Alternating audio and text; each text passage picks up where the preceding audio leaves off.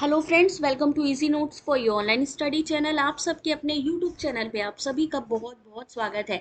Friends, UGC net की तरफ से जून 2023 की जो आंसर की है उसको जारी कर दिया गया है। यहाँ पर 13 से 22 जून के बीच में जो एग्जाम कंडक्ट हुए थे फेज 1 फेज 2 में, उन सभी की आंसर की और क्वेश्चन पेपर अवेलेबल है। लेकिन क्या ये फाइनल आंसर की है? तो नहीं, ये फाइनल आंसर की नहीं है, ये एक प्रोविजनल आंसर की है जिसका कि टाइम दिया गया है आपको।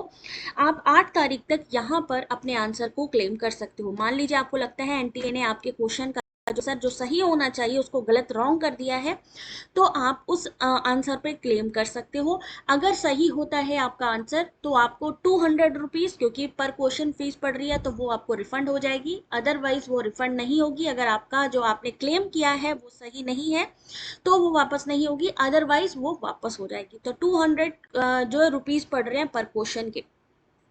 प्रॉब्लम आ रही है आंसर की चैलेंज करने में कि आपका जो साइट है या तो ओपन नहीं हो रहा है या इनवैलिड शो कर रहा है या फिर क्वेश्चन पेपर दिख रहे हैं, आंसर की नहीं दिख रही है। तो ऐसे में क्या करना है, आप जैसे ही आंसर की पे क्लिक करते हैं इनवैलिड सेशन या डुप्लीकेट सेशन भी दिखने लगता है। इसका रीज़न ये है कि जब हम जो है अपने मोबाइल से ओपन करते हैं तो हमें पता नहीं लगता है कि हमने कितने टैब कितनी विंडो ओपन कर ली है।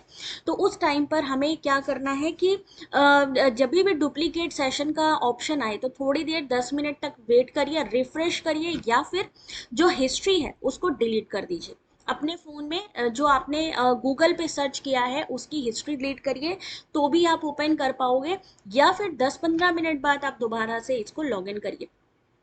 अब मान लीजिए आपने ओपन भी कर लिया, आपने करेक्शन ऑप्शन देखा। अब यहाँ पर कुछ बच्चों का कंफ्यूजन है कि यहाँ पे कैसे हम क्वेश्चन आईडी और करेक्ट ऑप्शन को मिलाएं। तो गाइज याद रखिए, ये जो 305 है ये उस क्वेश्चन के लिए यानी पूरे क्वेश्चन पेपर का कोड है। ठीक है, उसके आगे लिखा है 01, 02, 03, 04। तो ये कोड के अकॉर्डिंग आपको अपने क्वेश्चन को चेक करना है। अब ये जो करेक्ट ऑप्शन दिए हैं, क्या ये हमारे करेक्ट ऑप्शन है? तो नहीं, ये एनटीए की तरफ से जो करेक्ट ऑप्शन है वो है। करेक्ट ऑप्शन आपने जो करे हैं, जो आपने एग्जाम में करा है, वो कहाँ है? आपके क्वेश्चन पेपर में। अब आपने क्या करना है, अब आपको मैं 1 मिनट दिखा देती हूँ। जैसे मान लीजिए यहाँ पे दिख रहा है 2 के आगे लिखा है चूज एन ऑप्शन, यानी आपने इस पर्टिकुलर क्वेश्चन के लिए आपने नंबर 2 जो क्वेश्चन है उसको सेलेक्ट किया है। ठीक है, तो आपको क्या करना है, एक रजिस्टर लीजिए, उसमें एक तरफ जो क्वेश्चन आईडी, अब जैसे कि मैंने आपको बताया था क्वेश्चन आईडी, ठीक है, तो क्वेश्चन आईडी ये रही। आपने कोड, क्योंकि ये मैं अलग क्वेश्चन पेपर दिखा रही हूँ, जो आंसर की मैंने दिखाई थी उसका क्वेश्चन पेपर अभी तक डाउनलोड नहीं हुआ है। दैट इज वाई मैं दूसरे क्वेश्चन पेपर से आपको समझाने की कोशिश कर रही हूँ। तो क्वेश्चन आईडी जैसे है 1754, ठीक है, आपने 1754 क्वेश्चन आईडी जैसा कि आपको बताया था वैसे सर्च करना है आंसर की में। और सर्च करने के बाद आपने देखना है कि आपका जो आंसर है, मान लीजिए आपने 3 को सेलेक्ट किया है, तो अब आपको चेक करना है कि कहीं एनटीए ने ऐसा तो नहीं है कि उसमें कुछ और आंसर को सेलेक्ट किया हो। तो आप एक तरफ कॉलम बनाइए क्वेश्चन आईडी, एक तरफ कॉलम बनाइए करेक्ट ऑप्शन एनटीए, ऊपर एनटीए लिख दीजिए जिससे याद रहे। दूसरा एक और कॉलम बनाइए और जिसमें आपके जो क्वेश्चन पेपर में आपने आंसर चूज किया है उसको आपको जो है अपने पास लिख लेना है। अब मैच कराइए, कितने एनटीए ने सही आंसर आपको करे हैं, कितने आपके आंसर मैच हो रहे हैं, उससे पता चल जाएगा कि आपका कितना स्कोर बन रहा है। अब अगर आपको लगता है नहीं भाई हमें तो इसको क्लेम करना है, तब भी आपके पास ऑप्शन रहता है। आपने मान लीजिए एक यहाँ पे मान लीजिए ये क्वेश्चन कोड, हर एक का क्वेश्चन कोड पेपर का अलग अलग होगा।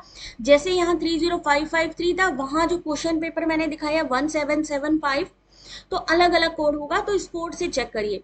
फिर यहाँ मान लीजिए 3 की जगह आपको लगता है नहीं 2 होना चाहिए, तो 2 पे टिक करिए। 2 पे टिक करने के बाद में आप सेव योर क्लेम कर दीजिए। ठीक है, तो आप ये कर सकते हैं।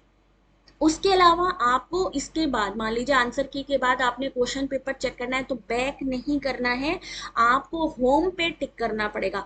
जब आप होम पे ऊपर ऑप्शन दिख रहा है, क्योंकि प्राइवेसी की वजह से मैं पूरा आपको ये नहीं दिखा पाऊंगी, बट यस आप बैक करने के लिए बैक बटन का इस्तेमाल ना करके होम का ऑप्शन दिखेगा, उस होम के ऑप्शन पे क्लिक करेंगे, तब आप डायरेक्टली जो है अपने क्वेश्चन पेपर को देख पाएंगे।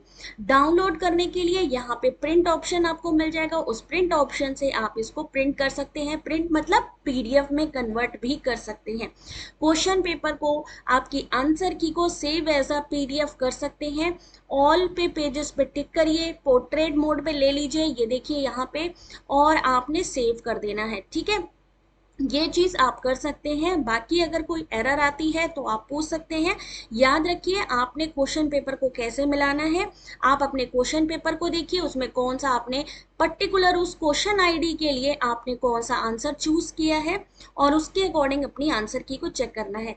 इनवैलिड सेशन आने पे थोड़ा रुक जाइए, दोबारा से चेक करिए, कुछ के अभी नहीं आए हैं तो परेशान होने की जरूरत नहीं है। बाकी अगर कोई क्वेरी होती है आप हमें कमेंट करके पूछ सकते हैं। Thanks for watching.